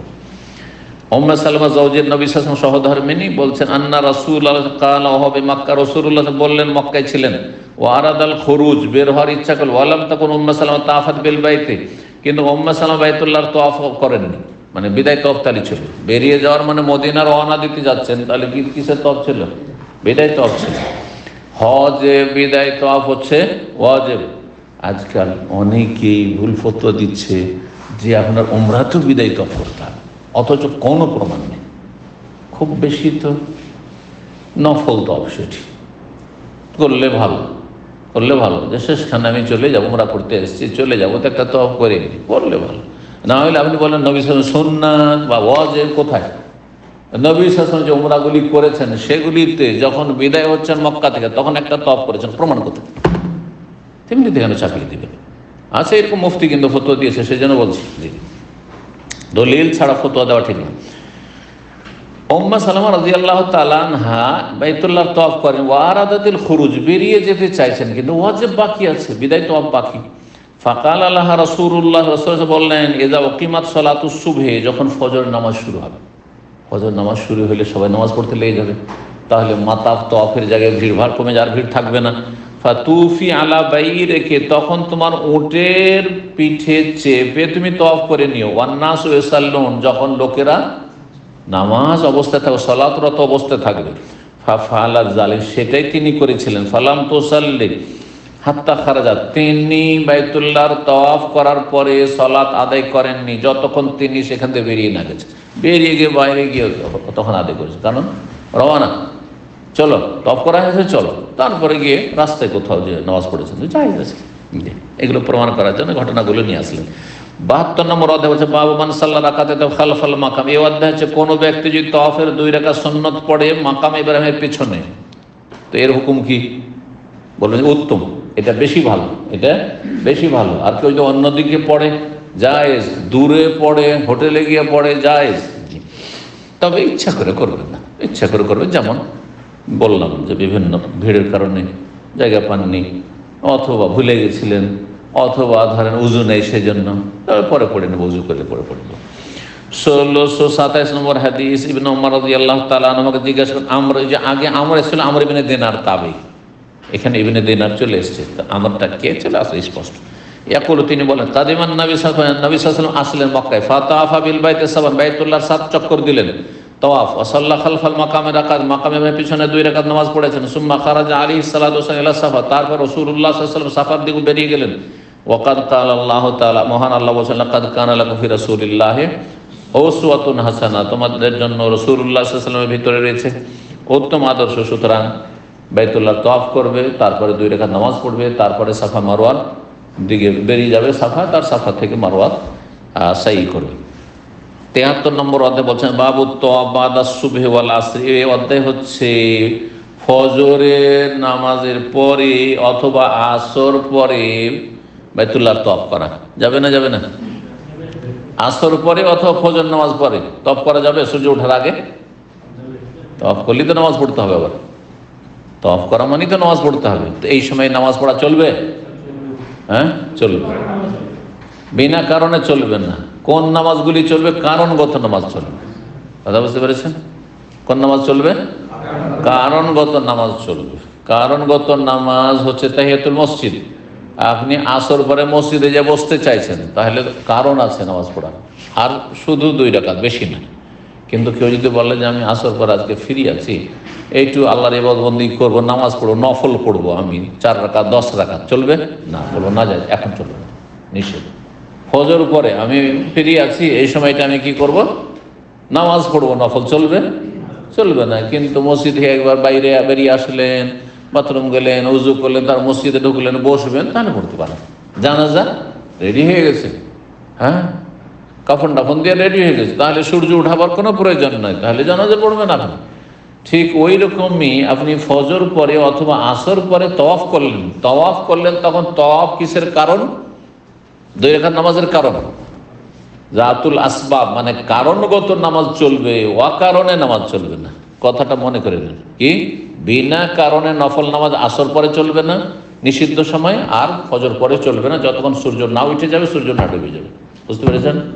কিন্তু যে কোনো কারণ যদি থাকে, কারণ হঠাৎ করে আপনাকে সিদ্ধান্ত নিতে হচ্ছে, হঠাৎ করে আসর থেকে মাগরিবের মাঝখানে আপনার কাছে টেলিফোন আসলো, আপনার মেয়ের জন্য একটা ভালো জামাই পাওয়া গেছে, এক্ষুনি জবাব দিতাম, হ্যাঁ না না, ইস্তেখারা করবেন, কারণ এক্ষুনি করতে হবে, বিলম্ব করা যাবে না, তখন আপনি নামাজ পড়ে, এটা কারণগত নামাজ। তো বাইতুল্লাহ তাওয়াফ করে যে নামাজ পড়া 2 রাকাত, এটি হচ্ছে কারণগত নামাজ, সুতরাং চলবে। এটা হচ্ছে সমস্ত উলামায়ে কেরামদের মত। এমনকি হানাফি মযহাবে ধরেন তাহিয়াতুল মসজিদ নাই, কিন্তু আসর পরে আর ফজর পরে তাহিয়াতুল মসজিদ নাই, কিন্তু বাইতুল্লাহ তাওয়াফের পরে আছে। বাইতুল্লাহ তাওয়াফ যদি ফজর পরে করে আর আসর পরে করে, তাহলে পড়তে হবে তাদের কাছে, কারণ এই মর্মে একটি হাদিস রয়েছে, সুনানের কিতাবাদিতে একটি হাদিস রয়েছে, তিরমিজি, নাসাই, বিভিন্ন কিতাবে, ইয়া বানি আব্দে মানাফ, হে আব্দে মানাফের বংশ, নবী সাল্লাল্লাহু আলাইহি ওয়াসাল্লামের দাদার বাপ আব্দে মানাফ ছিল না? মুহাম্মদ বিন আব্দুল্লাহ বিন আব্দুল মুত্তালিব বিন হাশিম বিন আব্দে মানাফ, 5ম পুরুষ। হে আব্দে মানাফের বংশধর, লা তামনাউ আহাদান তাফা বিহাযাল বাইত, এমন কোন ব্যক্তি যে বাইতুল্লাহর তাওয়াফ করবে, তাকে তোমরা বাধা দিও না, সালাত আদায় করতে। ওয়াসাল্লা আইয়াতা সাআতিন শাআ, যে কোনো সময় নামাজ পড়তে পারে বাইতুল্লাহর তাওয়াফকারী, মিন লাইলিন আও নাহারি, রাতে হোক, দিনে হোক, আসর পরে হোক, ফজর পরে হোক, যে কোনো সময় পড়তে পারে। এই হচ্ছে নবী সাল্লাল্লাহু আলাইহি ওয়াসাল্লাম হাদিস সহিহ। এখন এই হাদিস মানে বাইতুল্লাহর তাওয়াফের পরের নামাজে সীমিত, এটা অধিকাংশ ওলামাদের মত। হানাবেলা, ইমাম আহমদ বিন হাম্বল, তারপরে ইমাম মালিক, ইমাম আবু হানিফা, আহলুল হাদিস সবাই। কিন্তু শাফিঈ মাযহাবে ইমাম শাফিঈ রাহিমাহুল্লাহ বলছেন যে না, এটা হারামের হুকুম, যে কোনো নামাজ হারামের, নফল হারামের হুকুম। কথা বোঝা গেছে? মসজিদে হারামে বা হারামের এরিয়াতে নিষিদ্ধ সময় নামাজ পড়া যায় শাফিঈ মাযহাবে, শাফি মাযহাবের অনুসারীরা মালয়েশিয়া, ইন্দোনেশিয়াতে সিংহভাগ, তারপরে আপনার কেরালা, দক্ষিণ ভারত, তারপর শ্রীলঙ্কা, মালদ্বীপ, এগুলোতে শাফি মাযহাবের সংখ্যাগরিষ্ঠতা রয়েছে। তাদের মাযহাবে বেশ কিছু ফতোয়া রয়েছে যেগুলো সহিহ হাদিস বিরোধী, যেমন অন্যান্য মাযহাবে ভুল ফতোয়া আছে, তেমন শাফি মাযহাবে ভুল ফতোয়া আছে। তার একটি হচ্ছে এটি যে তারা বলছেন কি, এই হাদিসের আলোকে, যে হাদিসটি বললাম, হে আব্দুল মানাফের বংশধর, কেউ যদি মক্কায় বাইতুল্লাহ তওয়াফ করে আর নামাজ পড়তে চায় বাধা দিবেন না। তো তওয়াফের কথা না বলেছেন, ওরা বলছেন না, তওয়াফ করুক আর না করুক, এমনি যদি আসর পরে কেউ নফল পড়তে থাকে মক্কায়, অথবা ফজর পরে, ফজর নামাজের পরে নফল পড়তে থাকে সূর্য ওঠা পর্যন্ত, তো জায়েজ। তারা বলছে এটা মিন খুসুসিয়াতিল হারাম, হারামের বৈশিষ্ট্য এটি। অন্যরা বলছেন না, এটি কারণগত নয়, হারামের বৈশিষ্ট্য নয়। হারামে হোক আর অন্য জায়গায় হোক, নফল পড়া নিষিদ্ধ সময় চলবে না। নিষিদ্ধ সময় কয়টি? 5টি। মাশাআল্লাহ, তাহলে তো মনে আছে। সূর্য মাথার উপর ঠিক যখন, আর ঠিক সূর্য ডুবছে, ঠিক সূর্য উঠছে, কয়টা হইল? 3টা হইল। আরেকটা হচ্ছে আসর থেকে মাগরিব, আর একটা হচ্ছে ফজর থেকে নিয়ে সূর্য ওঠা পর্যন্ত। জি, দুটো হালকা নিষিদ্ধ, আর এই 3টি সময় হচ্ছে কড়া নিষিদ্ধ। মনে রাখবেন, 5টা নিষিদ্ধের মধ্যে, নিষিদ্ধ টাইমের মধ্যে 3টি হচ্ছে শক্ত নিষিদ্ধ। ঠিক সূর্য উঠছে, ঠিক সূর্য ডুবছে, আর ঠিক সূর্য একবারে মাথার ওপর, এই 3টে হচ্ছে শক্ত নিষিদ্ধ, কারণ অল্প সময়। আর সূর্য উঠতে 50 মিনিট। আর বাকি আসর থেকে নিয়ে মাগরিব ধরে 2-2.5 ঘন্টা, ফজর থেকে নিয়ে প্রায় মানে 1.25 ঘন্টা 1.5 ঘন্টা হয়তো। সুতরাং এই সময়ে যদি কেউ পড়ে, হালকা নিষিদ্ধ। এজন্য কারণগত একবারে ঠিক সূর্য ডুবছে, ঠিক সূর্য উঠছে, ওই সময় তাহিয়াতুল মসজিদে গেলেন, আপনি একটু থেমে যান, ধরেন ইস্তেখারা করবেন, একটু থেমে যান। আর 10 মিনিট থামলেই তো, 10 মিনিট 5 মিনিট পরে আপনি ইস্তেখারা করেন। জি, তো এই ছিল অধ্যায়। কোন ব্যক্তি মানে বাবু তওয়াফ বাদা সুবহে ওয়াল আসর, ফজর এবং আসরের পরে তওয়াফ করা, আর তওয়াফ করলে নামাজ পড়া।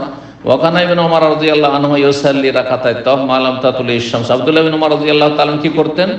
তওয়াফের 2 রাকাত নামাজ পড়তেন যতক্ষণ পর্যন্ত সূর্য না উঠতো, সূর্য ওঠার আগ পর্যন্ত। ঠিক সূর্য উঠছে ওই সময় পড়তেন না, তাহলে শক্ত নিষিদ্ধ সময়টা তার আগ পর্যন্ত পড়তেন, পড়বে কারণগত নামাজ। অতাফা ওমর বাদা সুবহে, ওমর রাদিয়াল্লাহু তাআলা আনহু ফজরের পরে তওয়াফ করলেন। ফারাকেবা, তারপরে তিনি কি করলেন? তখন নামাজ পড়লেন না। তিনি কিন্তু আমল কি করেছেন? তখন নামাজ পড়েননি, কারণ নামাজ পড়ার সাথে সাথে জরুরি নয়, পরেও পড়তে পারে, দূরেও গিয়ে পড়তে পারে। সেই জন্য তিনি তারপরে উটের পিঠে চেপে গেলেন বাহনে। হাত্তা সাল্লার রাকাতাইন, 2 রাকাত তওয়াফের নামাজ পড়লেন। জিতুয়াই, জিতুয়া হচ্ছে প্রায় হারাম থেকে 1 কিলোমিটার বেশি, 1 কিলোমিটার একটু বেশি, যেটা জারওয়াল, তাইসির আর জারওয়াল, কিং আবদুল্লাহ যে এক্সটেনশনের এলাকা, সেই দিকে এগিয়ে গেলে গত আলোচনাগুলিতে বলেছে এইসব বিস্তারিত। যেখানে একটি কূপ আছে, সেই কূপে নবী সাল্লাল্লাহু আলাইহি ওয়াসাল্লাম গোসল করেছেন, সেখানে রাত কাটিয়েছেন, আর সকালবেলা গোসল করে তারপরে তওয়াফ করতে এসেছেন। 1628 নম্বর হাদিস বর্ণনা করেছেন মা আয়েশা রাদিয়াল্লাহু তাআলা আনহা, আন্না নাসান তাফু বিল বাইতি, কিছু লোকেরা বাইতুল্লাহর তওয়াফ করলো বাদা সালাতুস সুবহে, ফজর নামাজের পরে। সুম্মা কাদু ইলাল মুযাক্কিরে, তারপরে তারা বক্তার সামনে ওয়াজ শোনার জন্য বসে গেল। আমরা বাংলায় যেটাকে বক্তা বলছি, সেটাকে সহজ আরবিতে ওয়াইজ বলা হয়। ওয়াজ থেকে, ওয়াজকারী হচ্ছে ওয়াইজ, বুঝা গেছে না? আর সেটাকে একটু আরো শুদ্ধ আরবিতে মুযাক্কির। হ্যাঁ, আল্লাহ বলছেন ওয়াযাক্কির ফাইন্না যিকরা তানফাউল মুমিনিন, উপদেশ দাও, উপদেশ মুমিনের কাজে আসে, লাভ হয় উপদেশ দিলে। ফাযাক্কির ইন্নামা আনতা মুযাক্কির, হে নবী তুমি উপদেশ দাও, তুমি, তোমার কাজ হচ্ছে শুধু উপদেশ দাও। লাস্তা আলাইহিম বিমুসাইদির, তুমি দারোগা পুলিশ না যে মারধর করে জবরদস্তি কাউকে ইসলামের দাওয়াত দিবে। জি, তুমি উপদেশ দাও। এই জন্য ধর্মীয় ক্ষেত্রে জবরদস্তি নেই, ধর্মীয় ক্ষেত্রে জবরদস্তি নেই, অমুসলিমের জবরদস্তি নেই। কিন্তু মুসলিম যদি নামাজ না পড়ে, অবশ্যই হয় মুসলিম থাকলে নামাজ পড়তে হবে, আর না হলে তোমার মুসলিম ঘরে জন্ম নিয়েছো এই অধিকার নেই যে আমি, আমার ইচ্ছা, আমি পড়লাম না পড়লাম, এটা সরকার কাছে বলতে পারবে না। আমার কাছে, আপনার কাছে গায়ের জয় বলে দিবে, কিন্তু সরকার বাধ্য করবে, মুসলিম বেরিয়ে যেতে পারবে না। এই জন্য একজন অমুসলিম ইসলাম গ্রহণের সময় তাকে ফুল স্বাধীনতা দেবো। দেখো, তুমি চিন্তা করো না, তোমার যদি বিশ্বাস থাকে আল্লাহ পরকালে, তাহলে তুমি এই কলমা পড়ো, জবরদস্তি কিছু নেই। কিন্তু ইসলাম কবুল করার পরে যদি কয়েক ঘন্টা থাকলো, একদিন দুই দিন, তার বলছে আমাকে ভালো লাগে না, থাকবো না, বলছে আর যাওয়ার অধিকার নেই। ঢোকার সময় স্বাধীনভাবে ঢুকো, কিন্তু বের হওয়ার অধিকার নেই, না গলা কাটো। এইরকম মুসলিমের সন্তান, জন্মসূত্রে তুমি মুসলিম, তোমার এই অধিকার নেই যে আমি নামাজ পড়বো না, আমি রোজা রাখবো না, এটা বলার অধিকার নেই। সরকার মৃত্যুদণ্ড দিতে পারে, সরকার যে শাস্তি যেটা মনে করবে শরীয়তের দৃষ্টিতে সেটা দেবে, যদি ইসলামিক সরকার হয়। জি, আল্লাহ তৌফিক দান করুন, আল্লাহ হেদায়েত দান করুন গুমরাহ পথভ্রষ্টদেরকে। কিছু লোকের বাইতুল্লাহর তওয়াফ করলো, আর তারপরে তারা নামাজ পড়বে কেন? বাইতুল্লাহর তওয়াফ করার পরে তারা তওয়াফের সুন্নত না পড়ে বক্তার সামনে তারা বসে গেছে ওয়াজ শোনার জন্য। হাত্তা ইযা তালাতিশ শামসু, ঠিক যখন সূর্য উঠতে যাচ্ছে, ওয়াজ শোনার পরে কামু ইয়াসাল, তখন তারা নামাজ পড়া শুরু করেছে। কিসের নামাজ? তওয়াফের পরবর্তী নামাজ। তার আগ পর্যন্ত পড়ছিল, সেটা হালকা নিষিদ্ধ সময় ছিল। আসর ভালো সময়টাই না পড়ে ঠিক সূর্য উঠতে যাচ্ছে তখন তালাতিশ শামসু, মানে সেই যে সূর্য উঠছে, এমন না যে উঠে গেছে, উঠে গেলে তো পড়লে অসুবিধা ছিল না। তখন ফাকালাত আয়েশা, আয়েশা রাদিয়াল্লাহু তাআলা আনহা বললেন, মা আয়েশা, কাদু, এরা ওয়াজ শুনতে বসে গেল। হাত্তা ইযা কানাতিস সাআতুল্লাতী তুকরাহু ফিহা সালাহ, যখন ওই সময়টা এসেছে যেই সময় নামাজ পড়া অপছন্দনীয়, কামু ইউসাল, তখন এরা নামাজ পড়তে লেগেছে। এটা আবার কেমন কাজ হইল? এটা আবার কেমন কাজ হইল? 1629 নম্বর হাদিস। হাদিস মনে করছেন আব্দুল্লাহ রাদিয়াল্লাহু তাআলা আনহুমা, আব্দুল্লাহ বিন উমর আর কি। নবী সাল্লাল্লাহু আলাইহি ওয়াসাল্লাম বলতে শুনেছি, ইয়ানহা আনিস সালাতে ইনদা তুলুইশ শামস, তিনি নিষেধ করছিলেন সূর্য ওঠার সময় নামাজ পড়তে, ওয়া ইনদা গরুব, সূর্য ডুবার সময় নামাজ পড়তে। ঠিক সূর্য উঠছে, সূর্য ডুবছে, ওই সময় নামাজ পড়তে নিষেধ করেছেন। কিন্তু বাইতুল্লাহর তওয়াফের এটাও নিষিদ্ধ নয়। বাইতুল্লাহর তওয়াফ শেষ হয়েছে, ঠিক সূর্য উঠছে, সূর্য ডুবছে, ঘড়ি দেখার কোনো প্রয়োজন নেই, আপনি নামাজ পড়তে থাকুন। 1630 নম্বর হাদিস। হাদিস বর্ণনা করেছেন আব্দুল্লাহ বিন উফাই কাল রাআইতু আব্দুল্লাহ বিন জুবাইর, আব্দুল্লাহ বিন জুবাইরকে আমি দেখেছি রাদিয়াল্লাহু তাআলা আনহুমা, ইয়াতুফু বাদাল ফজর, ফজর পরে তিনি তওয়াফ করেছেন, ওয়াসাল্লির রাকাত, 2 রাকাত নামাজ পড়েছেন। তাহলে ফজর পরে সাহাবায়ে কেরামগণ কি করেছেন? তওয়াফ করে নামাজ পড়েছেন। 1631 নম্বর হাদিস। হাদিস বর্ণনা করেছেন, বলছেন আব্দুল্লাহ বলছেন, রাআইতু আব্দুল্লাহ বিন জুবাইর, আব্দুল্লাহ বিন জুবাইর রাদিয়াল্লাহু তাআলা আনহু ওয়াসাল্লির রাকাত বাদাল আসর, আসর পরে 2 রাকাত নামাজ পড়তে দেখেছি তওয়াফের। ওয়ুখবিরু, এবং তিনি বলেছেন, আন্না আয়েশা, মা আয়েশা রাদিয়াল্লাহু তাআলা হাদাসাত, তাকে হাদিস বয়ান করেছেন, আন্নান নবী সাল্লাল্লাহু আলাইহি ওয়াসাল্লাম ইয়াদখুল বাইতা ইল্লা সাল্লাল্লাহু, নবী সাল্লাল্লাহু আলাইহি ওয়াসাল্লাম যখনই তার বাড়ি আসর পরে প্রবেশ করতেন 2 রাকাত নামাজ পড়তেন। নবী সাল্লাল্লাহু আলাইহি ওয়াসাল্লামের জন্য এটি খাস ছিল, আমাদের জন্য না।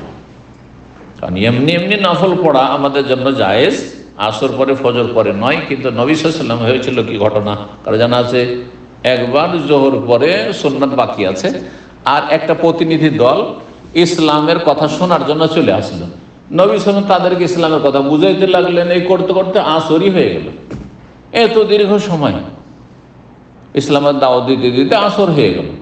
আসর হয়ে গেল, তখন আসর ফরজ নামাজ পড়লেন, আর ফরজ পড়ার পরে যে সুন্নত জোহরের কাজা থেকে গেছে, জোহরের পরের 2 রাকাত সুন্নাত, সেটা নবী সাল্লাল্লাহু আলাইহি ওয়াসাল্লাম পড়েছেন। ওই যে একদিন পড়লেন, সেই জন্য নবী সাল্লাল্লাহু আলাইহি ওয়াসাল্লাম সবসময় প্রতিদিন আমল করতেন। কি করতেন? আসর পরে স্ত্রীদের বাড়ি ঘুরতেন। নবী সাল্লাল্লাহু আলাইহি ওয়াসাল্লাম একটা অভ্যাস ছিল, সকালবেলা সূর্য ওঠার পরে 9 বিবির বাড়ি একটু খোঁজ খবর নিয়ে নিতেন। সকালবেলা খোঁজ খবর হয়ে গেল, আর আসর পরে আবার 9 বিবির বাড়িতে একটু চক্কর দিয়ে খোঁজ খবর নিয়ে নিতেন। যাদের একাধিক স্ত্রী আছে এটা করা উচিত। আর তারপরে গিয়ে যার পালা তার ঘরে রাত থাকতেন। রাতের বেলা মাগরিব সূর্য ডোবার পরে অন্য কারো কোনো স্ত্রীর বাড়ি যেতেন না, যার পালা তার বাড়িতে যেতেন। মাগরিব হয়েছে, এখন তার পালা শুরু হয়েছে। তাহলে পালা নির্ধারণ হচ্ছে রাত্রে, দিনের কিন্তু পালা নির্ধারণ। দিনে মানুষ কাজকর্মে থাকবে, একজন পুরুষ হলো, সুতরাং হতে পারে যে একজন একদিন কাজ নেই, তখন এক স্ত্রীর বাড়িতে সারাদিন আছে, কিন্তু আরেকদিন এত কাজ হলে সারাদিন ওই স্ত্রীর বাড়িতে থাকতে পারে না, কোনো অসুবিধা নেই, এটা গুনাহের ব্যাপার নয়। কিন্তু রাত্রে অবশ্যই থাকতে হবে, রাত্রে থাকতে হবে। জি,